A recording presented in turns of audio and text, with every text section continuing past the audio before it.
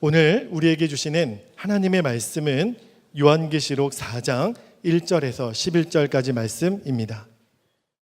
그 뒤에 내가 보니 하늘에 문이 하나 열려 있었습니다. 그리고 전에 내가 들은 그 음성, 곧 나팔 소리와 같이 나에게 들린 그 음성이 이리로 올라오너라. 이 뒤에 일어나야 할 일들을 너에게 보여주겠다 하고 말하였습니다. 나는 곧 성령에 사로잡히게 되었습니다. 그런데 하늘에 보좌가 하나 놓여 있고 그 보좌에 한 분이 앉아 계셨습니다. 거기에 앉아 계신 분은 모습이 벽옥이나 홍옥과 같았습니다. 그 보좌의 둘레에는 비치옥과 같이 보이는 무지개가 있었습니다. 또 그 보좌 둘레에는 보좌 24개가 있었는데 그 보좌에는 장로 24명이 흰 옷을 입고 머리에는 금 면류관을 쓰고 앉아 있었습니다. 그 보좌로부터 번개가 치고 음성과 천둥이 울려 나오고 그 보좌 앞에는 7개의 횃불이 타고 있었습니다. 그 7 횃불은 하나님의 7 영이십니다. 보좌 앞은 마치 유리바다와 같았으며 수정을 깔아놓은 듯 하였습니다. 그리고 그 보좌 가운데와 그 둘레에는 앞뒤에 눈이 가득 달린 4 생물이 있었습니다. 첫째 생물은 사자와 같이 생기고, 둘째 생물은 송아지와 같이 생기고, 셋째 생물은 얼굴이 사람과 같이 생기고, 넷째 생물은 날아가는 독수리와 같이 생겼습니다. 이 4 생물은 각각 날개가 6개씩 달려 있었는데 날개 둘레와 그 안쪽에는 눈이 가득 달려 있었습니다. 그리고 그들은 밤낮 쉬지 않고 거룩하십니다. 거룩하십니다. 거룩하십니다. 전능하신 분, 주 하나님, 전에도 계셨으며 지금도 계시며 또 장차 오실 분이십니다 하고 외치고 있었습니다. 영원 무궁하도록 살아계셔서 그 보좌에 앉아 계신 분께 그 생물들이 영광과 존귀와 감사를 드리고 있을 때에 24 장로는 그 보좌에 앉아 계신 분 앞에 엎드려서 영원 무궁하도록 살아계신 분께 경배드리고 자기들의 면류관을 벗어서 보좌 앞에 내놓으면서 우리의 주님이신 하나님, 주님은 영광과 존귀와 권능을 받으시기에 합당하신 분이십니다. 주님께서 만물을 창조하셨으며 만물은 주님의 뜻을 따라 생겨났고 또 창조되었기 때문입니다 하고 외쳤습니다. 요한계시록을 주님이 우리에게 주신 것은 우리로 하여금 세상을 두려워하지 않게 하려 하심입니다.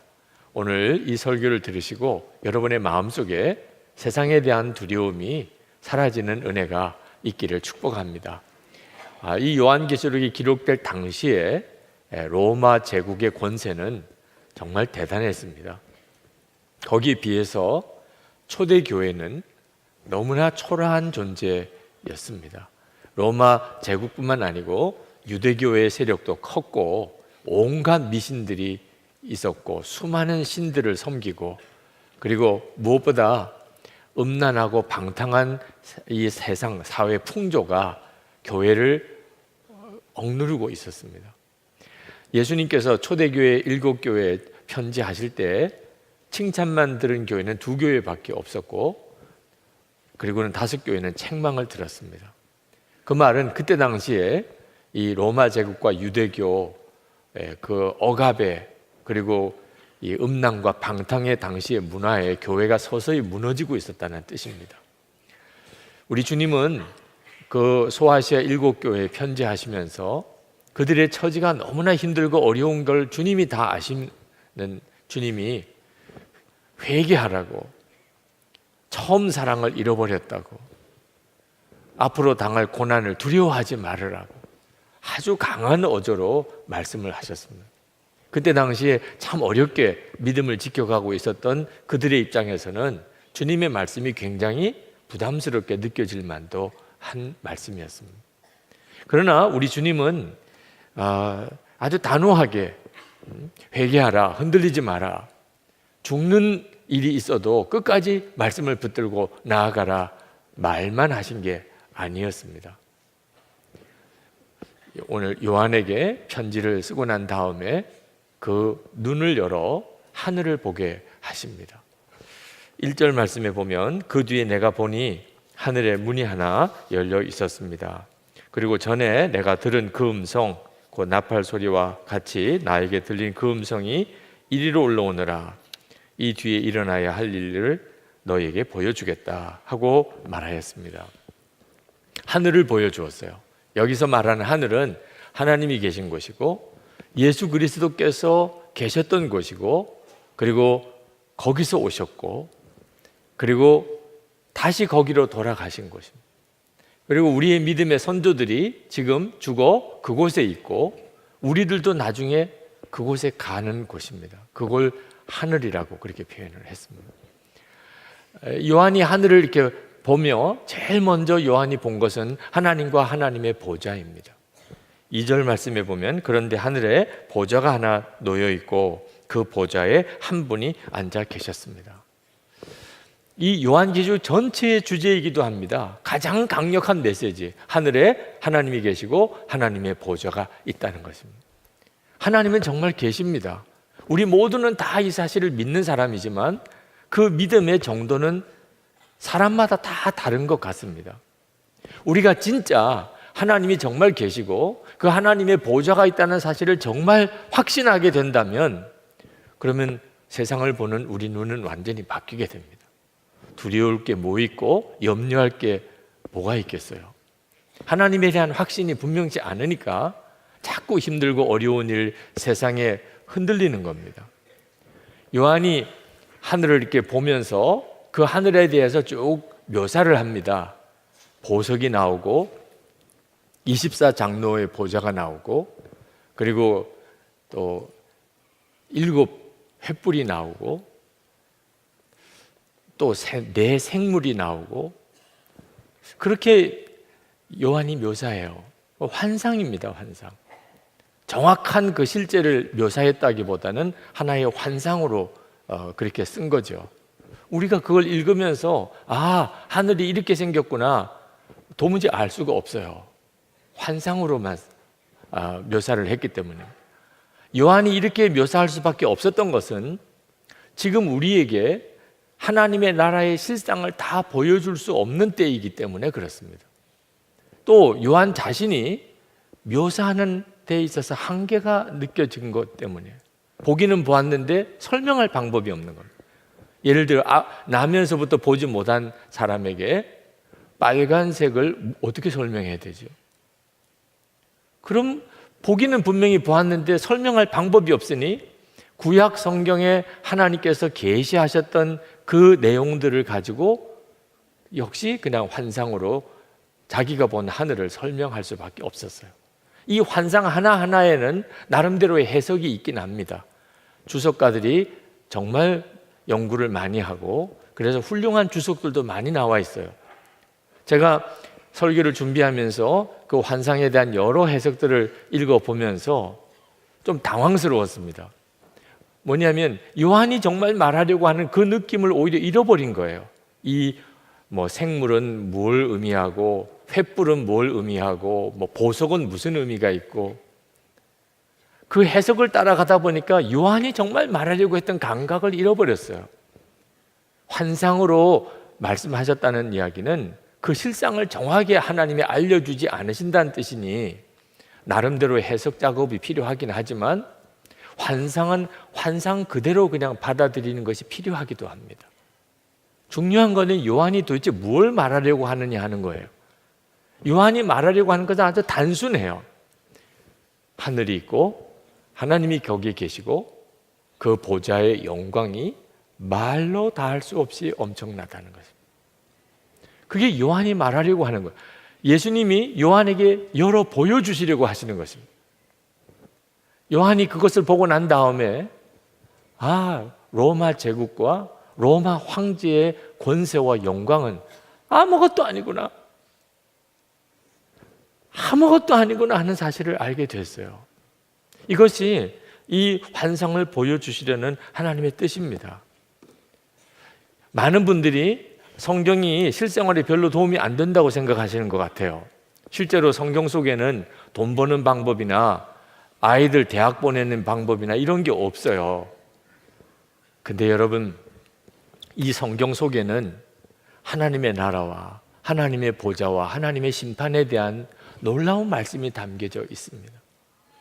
여러분, 이것이 진짜 사실이라면, 그러면 여러분, 돈 버는 게 중요해요? 아이들 대학 보내는 게 중요해요? 하나님이 계세요. 하늘이 있어요.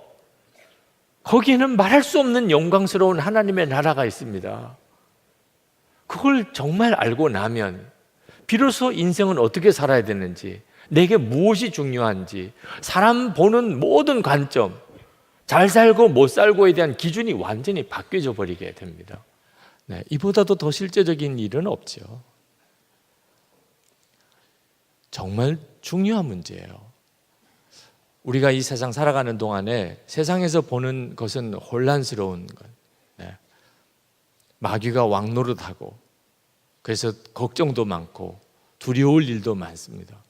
근데 요한은 하늘을 보니까 거기는 하나님이 계시고 하나님의 보좌가 있고, 그리고는 끊임없는 찬양과 기쁨이 충만한 곳이 있더라는 거예요.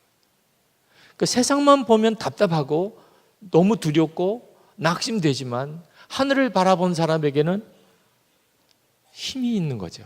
찬양이 있고 기쁨이 있는 것입니다.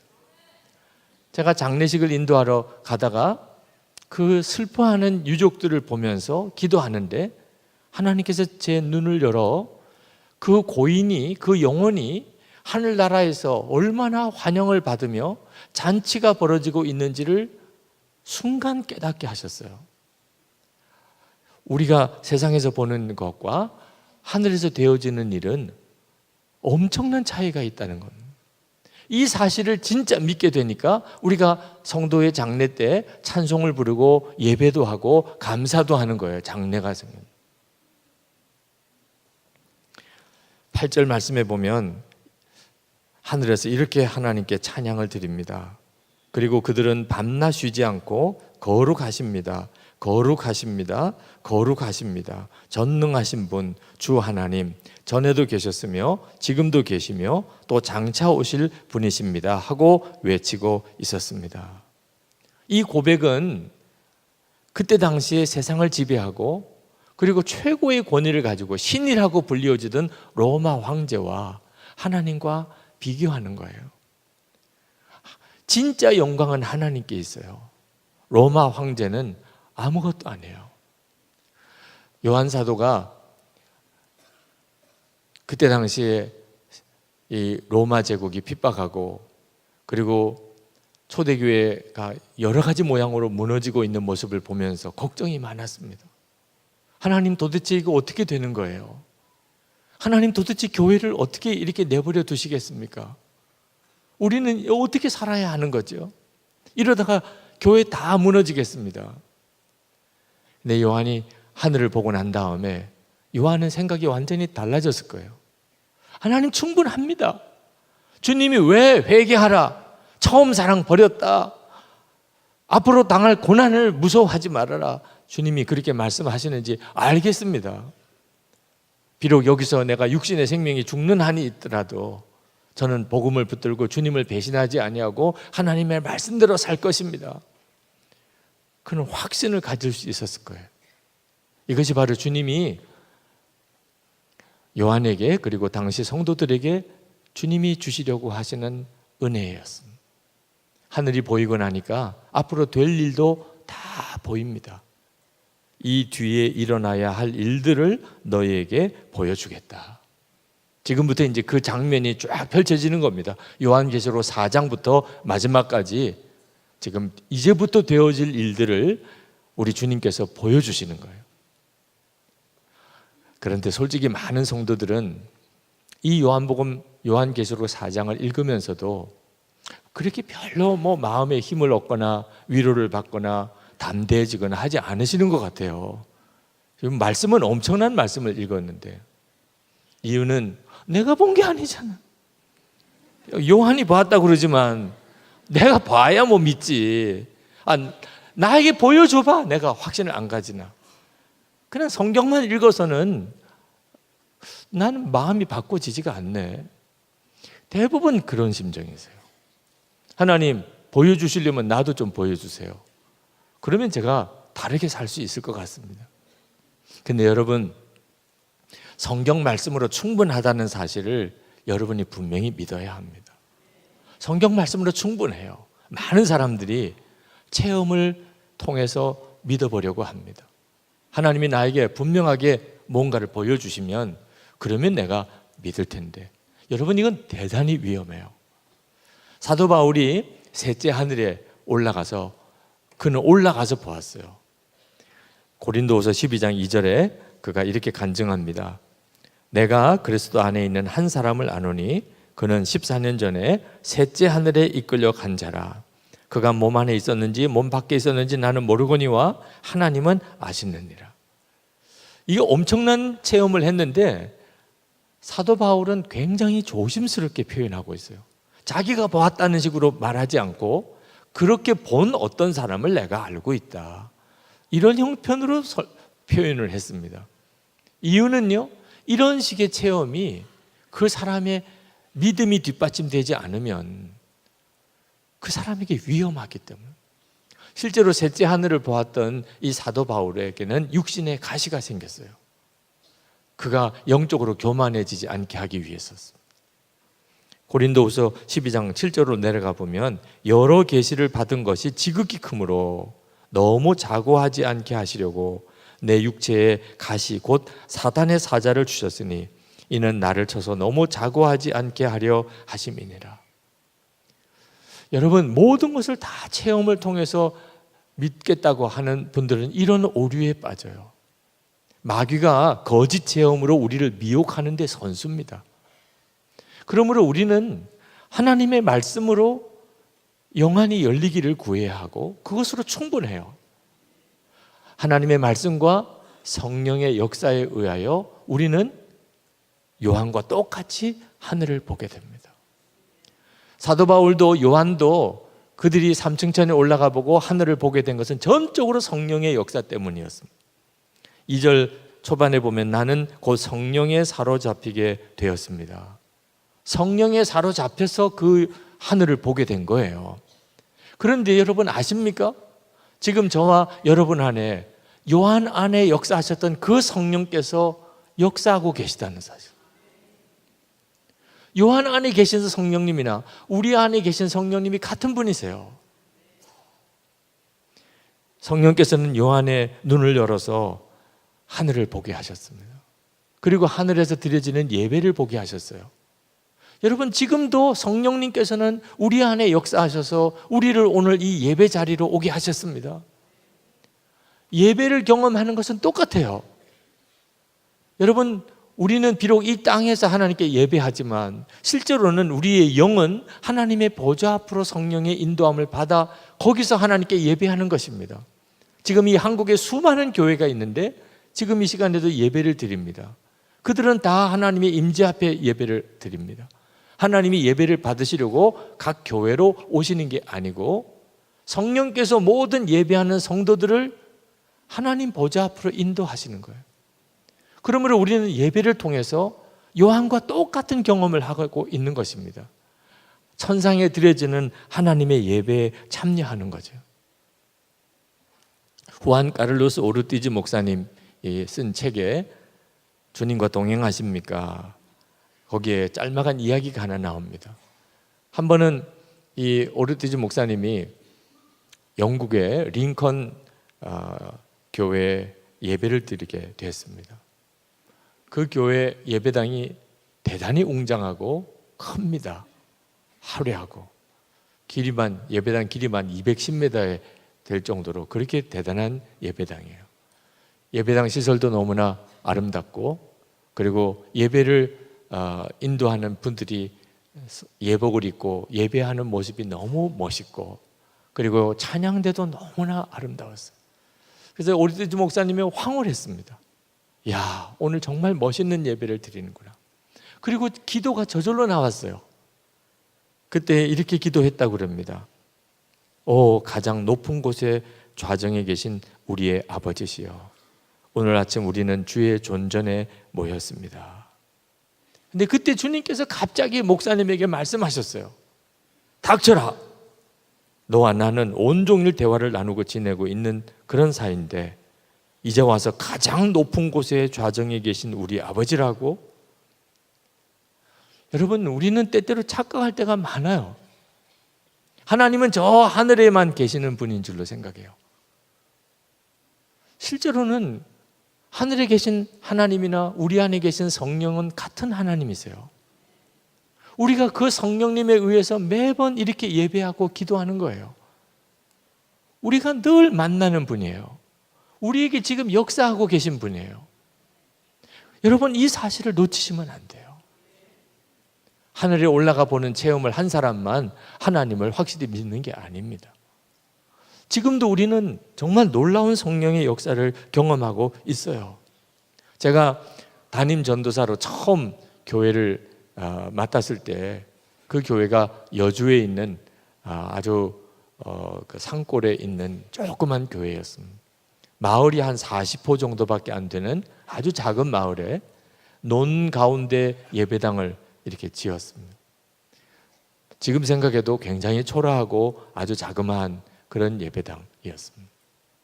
근데 여러분, 지금 선한목자교회 예배당과 그때 제가 처음 전도사로 목회하던 그 예배당은 엄청난 차이가 있죠. 그렇지만 교회인 것은 똑같아요. 이 예배당이 있는 이 선한목자교회나 제가 처음 목회를 시작했던 그 여주 산골에 있었던 조그만 교회, 똑같이 교회예요. 여러분, 동일한 것을 여러분 눈 떠야 됩니다. 교인도 많고 예배당도 크고 그리고 정말 감동적인 여러 예배 순서가 있는 이런 곳에서 예배 드리는 사람은 야, 오늘 정말 멋있는 예배야. 천국에서 아마 이런 예배 드리겠지, 이렇게 생각할 수 있어요. 그러나 아주 작은 교회, 그저 예배 순서도 너무 평범하고 별로 감동적일 것도 없는 그런 곳에서 드려지는 예배는 수준이 낮은 예배입니까? 요한계시록 소아시아 7교회에 보면 서머나 교회, 빌라델비아 교회는 정말 작고 가난한 교회였습니다. 근데 그 두 교회만 칭찬을 받았어요. 여러분, 절대로 교인 수나 예배당 크기나 또는 어떤 감동적인 순서에 속으시면 안 돼요. 예배는 전적으로 성령에 의하여 드리고, 예배는 내가 이 땅에 있으면서 동시에 하나님의 보좌 앞에 가 서는 시간입니다.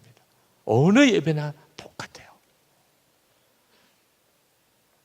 요한복음 4장 23절에 아버지께 참되게 예배하는 자들은 영과 진리로 예배할 때가 오나니 곧 이때라. 아버지께서는 자기에게 이렇게 예배하는 자를 찾으시느니라. 이것이 예배예요. 영으로 진리로 예배하는 것. 그게 어떤 자리든지 어떤 규모든지 상관없어요. 성령이 역사하셨느냐 안 했느냐가 중요한 것입니다. 예배는 하늘의 문이에요. 찬양은 그 문을 여는 것입니다. 오늘 이 시간 여러분들이 지금 그 자리에 있는 거예요. 제가 한 번은 너무 낙심스러운 일이 많이 있어서 기도도 안 될 때가 있었어요. 성경을 읽어도 하나도 들어오지 않아요, 눈에. 어떻게 해야 될지를 모르겠어요. 그때 제가 차에 타고 있었는데 차에 찬양 테이프를 차에 넣고 그리고 버튼을 눌렀습니다. 제가 할 수 있는 것은 그거밖에 없었어요. 찬양 테이프의 버튼을 누르는 거예요. 그리고 찬양이 들려오기 시작했습니다. 첫 번째 찬양곡을 이렇게 들으면서 참 놀랍게 제 마음이 풀어지는 느낌이 들어요. 문제는 여전히 많고 근심스러운 일도 있지만 제 마음이 이렇게 확 풀어져요.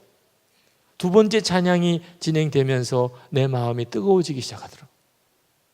그건 정말 신비한 일이었어요. 세 번째 찬양이 들릴 때 기도가 돼요. 그렇게 기도가 안 될 것 같고 무슨 기도를 해야 될지도 모르겠는데 제 속에서부터 기도가 나오기 시작하더라고요. 여러분도 꼭 경험해 보세요. 예배가 하늘의 문이고 찬양은 그 문을 여는 것입니다.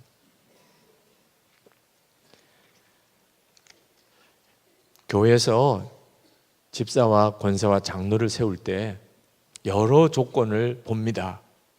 근데 가장 먼저 보는 것은 이분이 예배를 잘 참석하느냐 하는 것을 보아요. 그것은 이 사람에게 하늘을 바라보는 눈이 열렸는가를 보는 거예요. 예배는 하늘을 바라보는 눈이 뜨이는 거거든요. 물론 예배 시간에 앉아 있다고 다 그런 예배를 드리는 건 아니에요. 그렇지만 교회에서는 달리 그 예배 깊이를 점검할 방법이 없으니 예배에 참석했는지만 체크하는 것뿐이죠. 중요한 것은 내가 예배당에 앉아 있는 게 아니고 정말 성령으로 하나님께 진정한 예배를 드리는 겁니다. 하늘을 바라보는 눈이 뜨이는 그 예배를 드리는 거예요. 이것이 우리가 이 세상을 살 힘이에요. 어떻게 하면 그런 예배를 드릴 수 있는 거죠? 요한이 봅니다. 요한이 천상에서 드려지는 예배를 지켜보면서 이렇게 예배하는 거구나 하는 걸 보게 돼요. 24장로를 봅니다. 그 24장로가 하나님께 예배하는 장면을 기록하고 있어요. 24장로는 천상의 존재입니다. 천사와 같이. 그러면서도 구약과 신약의 모든 성도를 대표하는 존재예요. 그들이 하나님 앞에서 끊임없이 예배하는데 성경을 보니까 하나님 앞에 엎드렸다고 그랬고, 그리고 면류관을 벗어 하나님께 드렸다고 그랬습니다. 10절에 보면 보좌에 앉아 계신 분 앞에 엎드려서 영원 무궁하도록 살아계신 분께 경배드리고 자기들의 면류관을 벗어서 보좌 앞에 내놓으면서, 예배는 그냥 의자에 앉아서만 드리는 게 아니라는 겁니다. 물론 우리가 이렇게 앉아서 예배드리지만 우리의 심령은 하나님 앞에 엎드리는, 그리고 내 면류관을 하나님께 벗어드리는 것입니다. 1980년대 한국에 경배와 찬양의 뜨거운 부흥이 있었어요. 우리 사부 예배 여러분 찬양이 특별하잖아요. 우리 브릿지 찬양단이 예배를 처음 시작할 때 아주 하나님께 강력한 찬양을 드립니다. 이렇게 예배를 드리기 시작했던 게 1980년대부터예요. 그전에는 이런 예배는 문제가 많다고 느꼈습니다. 그냥 찬송가만 부르는 거죠. 그 1980년대 경배와 찬양의 부흥이 한국을 휩쓸었습니다. 그때 제가 어느 경배와 찬양 집회에 참석했다가 인상 깊게 본 것이 있어요. 그 예배당 뒤편에 큰 상자가 있었습니다. 찬양 예배 끝나고 다 돌아가고 난 다음에 그 뒤에 그 상자에 가보면 거기에 세상 노래 카세트 테이프, 비디오 테이프, 뭐 소설책 가져온 소설책, 또는 담배, 라이터, 또는 음란 서적들, 그게 그 상자 속에 수북이 쌓여 있어요. 그날 예배를 드리러 왔던 학생과 청년들이 예배하면서 하나님 앞에 끊어버려야 될 것들을 끊기로 결단하는 구체적인 행동이 그렇게 나타난 거예요. 그래서 찬양 집회 때마다 그걸 담아놓는 상자를 두었던 거죠. 예배는 그냥 앉아서 구경하는 게 아닙니다. 24장로들은 면류관을 벗었다고 그랬어요. 면류관을 벗었다는 이야기는 이제 내가 나의 왕이 아니란, 하나님이 나의 왕이시란 그런 고백이에요. 이것이 예배, 진짜 예배를 드리는 자의 자세예요. 그때 그에게 하늘이 열려요. 여러분들은 왜 그렇게 억울하신가요? 왜 그렇게 섭섭하신가요? 왜 그렇게 답답하신가요? 왜 그렇게 참지 못하시나요? 왜 그렇지요? 우리의 마음속에 자기 자신에 대한 자존심, 허영심, 교만한 마음, 내가 이렇게 대접받을 사람이 아니야, 나는 그런 사람 아니라고, 자기 면류관이 있는데 그 면류관을 붙잡고 있기 때문에 그렇게 되는 거예요. 그러니까 그렇게 섭섭하고 그렇게 답답하고 그렇게 억울하고 그렇게 못 견디겠고 그렇게 되는 거예요. 우리는 하나님을 예배한다고 하지만 실제로 대부분의 사람들은 자기를 예배해요. 내가 좋으면 다 좋은 거예요. 내가 안 좋으면 다 안 좋은 거예요. 모든 게 중심이 나예요. 나는. 이게 우리들이 가지고 있는 생각이에요. 우리는 나를 예배하고 사는 거예요. 이게 우리의 면류관이에요. 이 면류관을 붙잡고 있는 동안에는 진짜 예배가 안 됩니다. 이 면류관을 하나님께 벗어드릴 때 이제는 주님, 제 허영심, 제 자존심, 제 교만, 제 열등감, 나 하던 거 다 주님께 다 드립니다. 이제는 오직 제겐 주님만 왕이십니다. 여러분이 그 고백으로 하나님께 나아가 보세요. 어떤 규모의 예배든 어떤 형태의 예배든 혼자서 드리는 예배일지라도 그때 하늘문이 열립니다. 지금 이 땅에서 우리는 성령께서 역사하시는 예배를 통해서 하나님의 영광을 봅니다. 이 땅에서. 요한 웨슬레 미국의 인디언들을 선교하려고 미국을 건너갔었던 때 대서양을 배를 타고 건너는데 예기치 않았던 풍랑을 만나서 배가 뒤집힐 정도로 큰 어려움을 겪습니다. 그때 이 요한 웨슬레는 죽음의 두려움 속에 사로잡혔어요. 그런데 그때 어디서 찬송 소리가 들리는 겁니다. 세상에 이런 형편에서 누가 찬송을 부르나. 그래서 그는 난간을 붙잡고 겨우겨우 선실로 내려가 보니까 거기에 한 26명의 사람들이 둘러앉아서 하나님께 예배하고 있는 거예요. 모라비안 교도들이었습니다. 거기는 어린아이들도 있었어요. 근데 그 찬송을 부르는 그들을 보니까 그 어린아이들조차 평안해요. 그 풍랑이 있는 그 바다 속에서 어떻게 이렇게 편안할 수 있나? 내가 선교사가 되겠다고 가지만 내 믿음이 나를 구원할 믿음도 못 되는구나. 그가 그걸 깨닫고 회개하고 그래서 그가 진정으로 회심하게 되는 단계로 나아가는 중요한 계기도 됐습니다. 그때 일기에 요한 웨슬레가 이렇게 썼습니다. 오늘은 내가 지금까지 겪어온 날 중 가장 영광스러운 모습을 본 날이다. 진짜 예배가 드려질 때 그 상황이 비록 죽음의 눈앞에 있는 위기 상황이라도 하나님의 영광이 확 드러납니다.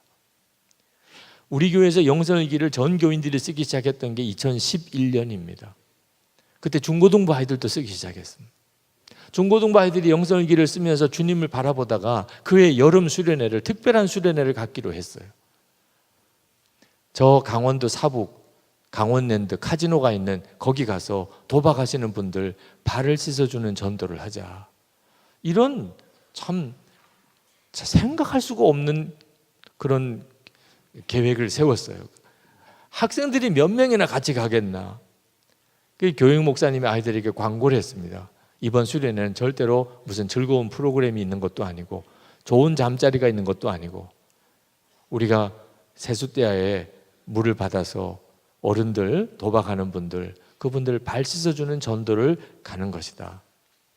여러분 중에 이것이 하나님이 원하신다고 확신이 드는 사람만 가자. 다 안 가도 좋으니까.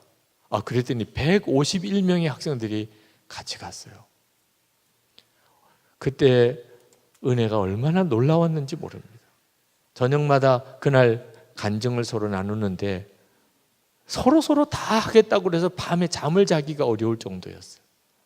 마지막 날 사북의 그 야외 공원에서 이제 전체 예배를 폐회 예배를 드리기로 했는데 비가 오는 겁니다. 비가 오면 다들 하나님 비 안 오게 해주세요. 또는 비 안 오는 어떤 실내에서 예배 드릴 수 없을까 그래야 되잖아요. 근데 뭐 대책이 없었어요. 근데 아이들의 분위기가 심상치 않았어요. 아니 목사님 비 오는 게 뭐 문제예요? 비 온다고 예배 못 드려요? 이런 분위기가 됐어요. 비가 내리는 중에 야외에서 예배가 시작이 됐습니다.